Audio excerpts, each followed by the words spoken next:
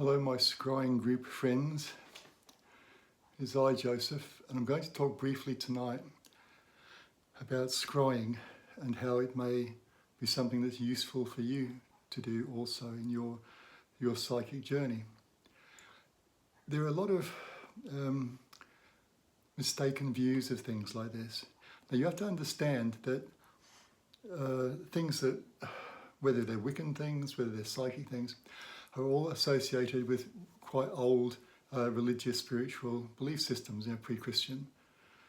And hence they have somewhat of a reputation that is unfair. I mean, you look at horror movies, etc. now, though really, if you want horror, just look at the news. But if you want horror movies, etc., mirrors are full of evil and darkness and monsters and ugly things that come and get us.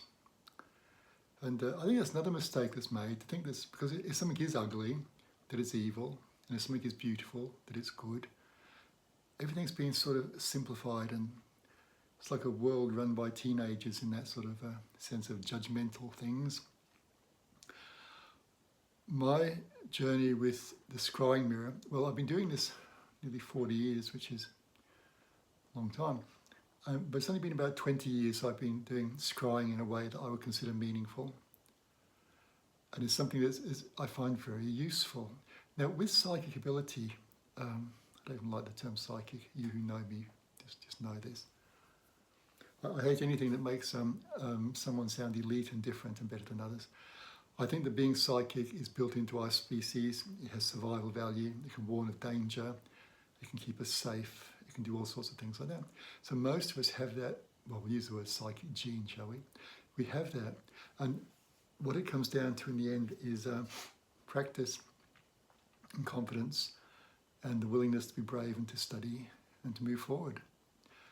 And I think that probably all of you at some time in your life, you've had what can only be described as a paranormal experience.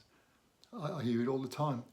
People, they don't tell other people because it sounds silly, they don't want to look silly, but they tell me because I think they know that I'll probably understand and be interested. But many people, I've had clients who've done the most extraordinary things once because it spooks them.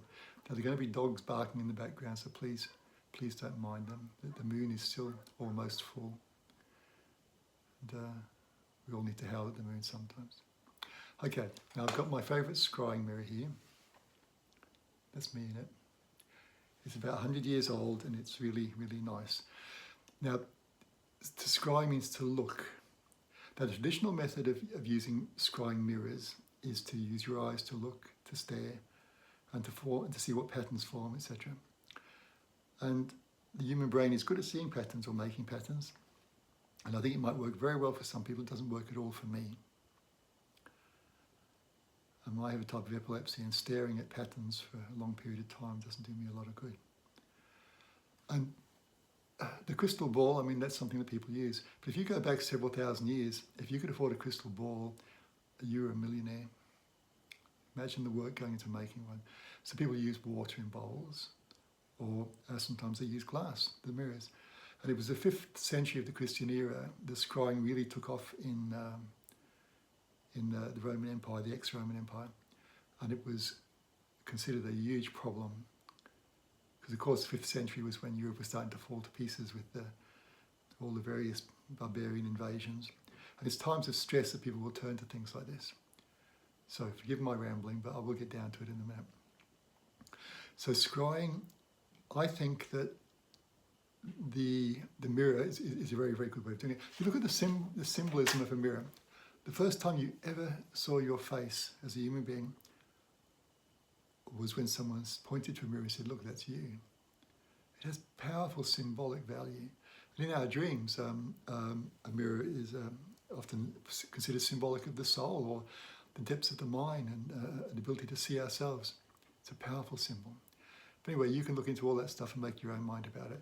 I'm going to tell you how I have used it and how I use it. It can be used in numerous ways, but because of my work over the years, mine has devolved into something very, very specific. I read the other day one of my One of my clients said that how she has used it, to enhance her spirituality and her journey and see aspects of herself.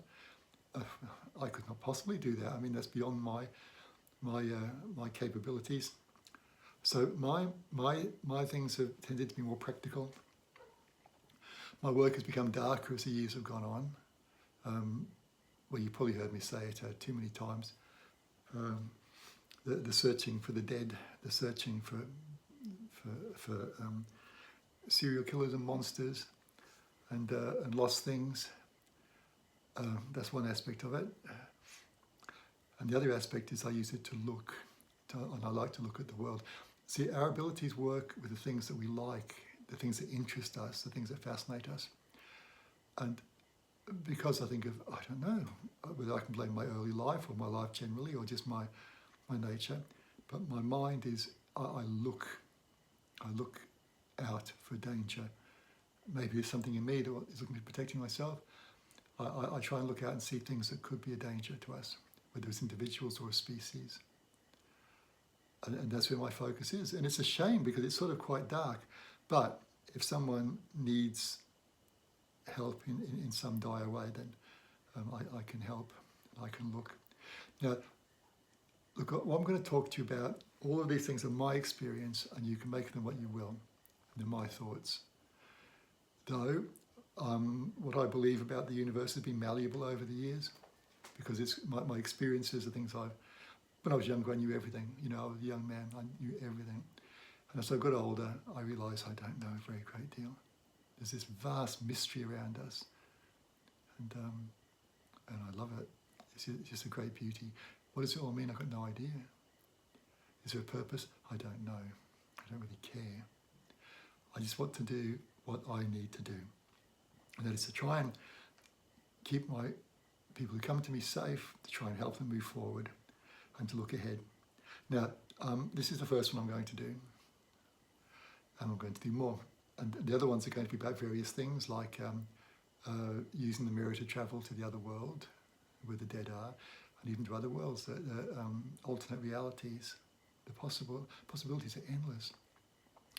I concentrate mainly on this world because this world is the issue. And that's my limitations. But I'm going to show you various methods and things I do, and hopefully you can adapt them to your own needs and the things that you want to do. It's a doorway, it's a window to everywhere. And we can go through it, and we can fly. And I think that there is the time and space, everything is not what we think it is, what it seems to be. I mean, you look at quantum physics, which is probably mainly beyond me, but one of the ideas being that the reality is malleable. And I think that's absolutely true. I think that some things can be changed. I think there are different paths. I think there are different potential histories, all of this. And there are things I've learned as I've got older with my work, and that's how to nudge things to one side, to change that path. It's a very strange thing. It seems to work. Okay, so I'm not going to talk about looking to the future today.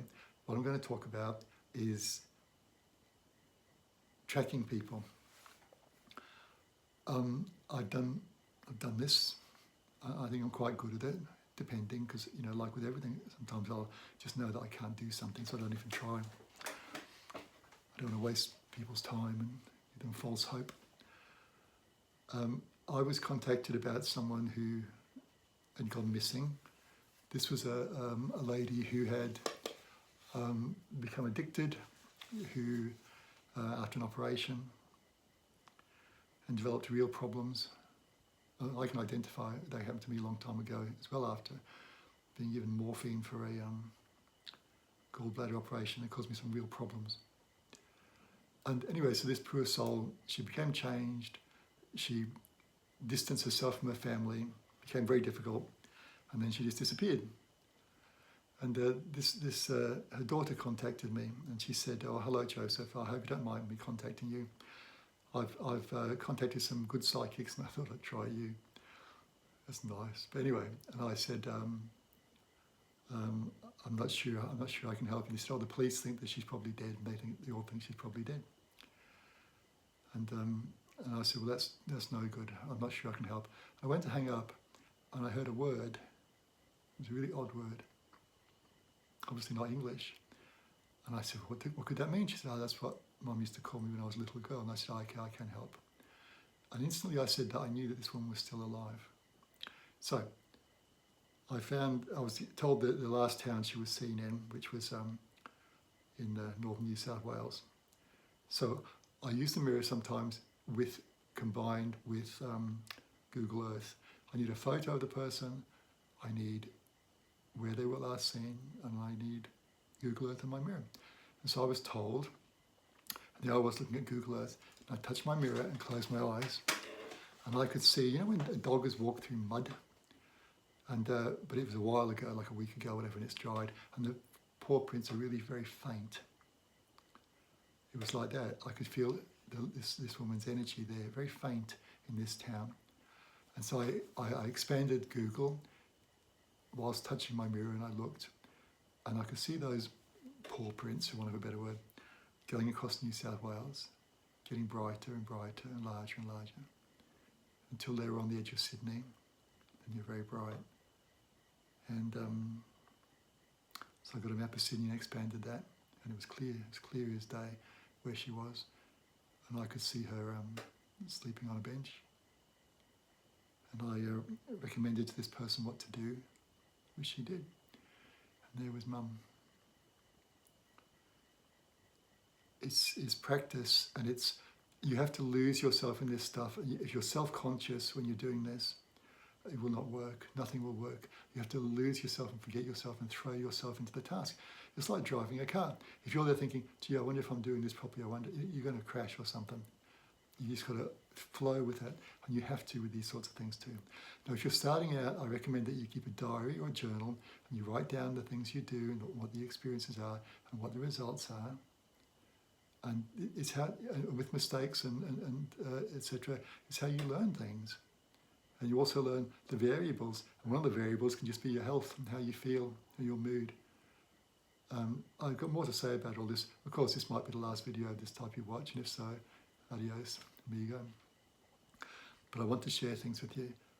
I've had some really interesting experiences with this sort of stuff over many, many years. And most of it I've never really talked to anybody about. And I will keep people's identity secret, but I haven't talked to people. And I want to, because I'm not going to, I'm not going to be around forever. And I'd like to think that some of the things I've experienced and seen, that other people it might give somebody else an idea that they can build on and make something wonderful. And I'd be very interested for you folk to do stuff and to get on and to let me know, let us all know and talk of you. And if you've experienced the mirror with me in readings, please make a comment on our group. No one else outside the group will see it, and so you can share your experience and the things that you might have done, and etc. And I want to see all of you possibly develop and become amazing scryers, and so that I can learn off you one day, and I'd like that. Okay, now I'm going to. What am I going to do? See, I'm old, I forget things. I'm going to do something else. And next Sunday I'll do a completely different sort of things. Now in the comments, if there's stuff you'd like me to concentrate on, please write it up there, and I will do that. So basically this is just a starter. But one other thing, you pick a mirror that you like, or that it means something to you, you can change it, you can decorate it, you can make it your own. Do something that is like sacred or baptizing it. You can put salt water on it. Some people put it under the moonlight, under the stars. And you have your mirror, you make it your own, and then you wrap it in something, and you only bring it out when you want to use it, and no one touches it without you saying they can. It becomes a special, almost sacred object to you. And you treat it with respect, because it's something that's going to be a magical tool, as much as any wand or dagger or anything is going to be very powerful, and you might change your life, and it will help people. So go and find yourself a mirror, something that really feels right. And if it's a plain looking mirror, then you can make it very different indeed. So good night, fellow explorers.